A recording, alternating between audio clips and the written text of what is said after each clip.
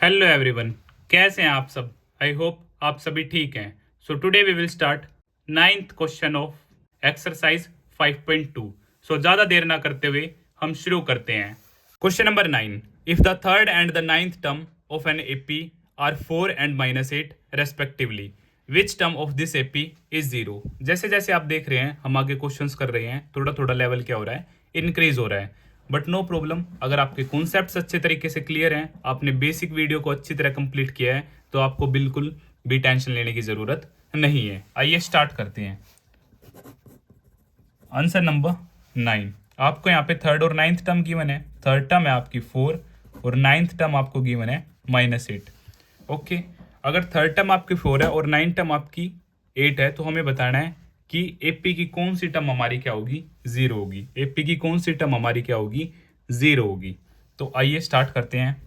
ए plus में 2d is equal to 4 equation number 1 मान लेते हैं। ए प्लस में 8d इज इक्वल टू -8 मान लेते हैं equation number 2 with the help of elimination. So a plus में 2d is equal to 4, a plus में 8d is equal to -8।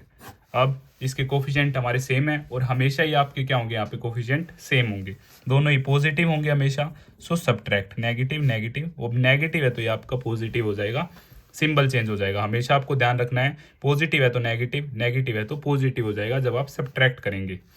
So cut आपका -8 में से 2 गए तो आपके पास -6d आ जाएगा। अब दोनों ही प्लस है तो आपके पास 12 आ जाएगा, क्योंकि +8 अब काउंट होगा और +4। सो d आपके पास आ जाता है 12 अपॉन में -6। सो d आपका आ जाता है यहाँ से -2। जैसे ही आप कट करेंगे 6 2 जा और माइनस ऊपर शिफ्ट हो जाएगा। अब put d is equal to -2 in equation number 1। आप 1 में भी पुट कर सकते हैं और 2 में भी पुट कर सकते हैं एक ही वैल्यू के लिए। सो आप यहाँ पे मेंशन करेंगे, फर्स्ट इक्वेशन है आपकी ये, यहाँ पे ए आपको फाइंड आउट करना है d -2 is equal to 4। So a -4 is equal to 4, -4 उस तरफ आपका शिफ्ट होगा, प्लस का 4 हो जाएगा। सो यहाँ से ए की वैल्यू आपके पास आ जाती है 8। अब आपके पास ए भी है और डी भी। अब हमें बताना है इस एपी की कौन सी टर्म जीरो होगी। तो हम मान लेते हैं कि लास्ट टर्म ये आपकी क्या है, जीरो है। क्या है, जीरो है लास्ट टर्म। ओके, तो यहाँ से हम n फाइंड आउट कर लेंगे और हमें पता चल जाएगा ए पी कौन सी टर्म जीरो होगी, और ये केस पॉसिबल भी है या नहीं है। तो आइए, फॉर्मूला आप सभी जानते हैं, a प्लस में n-1 d। फॉर्मूला आप हर बार ज़रूर मेंशन करेंगे। सो ए एन को, लास्ट टर्म को हमने ज़ीरो मान लिया है, क्योंकि हमें बताना है कि कौन सी टर्म ज़ीरो होगी। ए है आपका 8 प्लस में n-1, d आपका -2।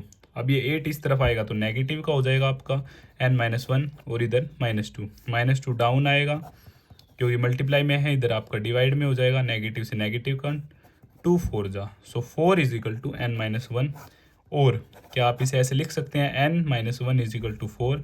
सो -1 उस तरफ जाएगा प्लस, सो n 5।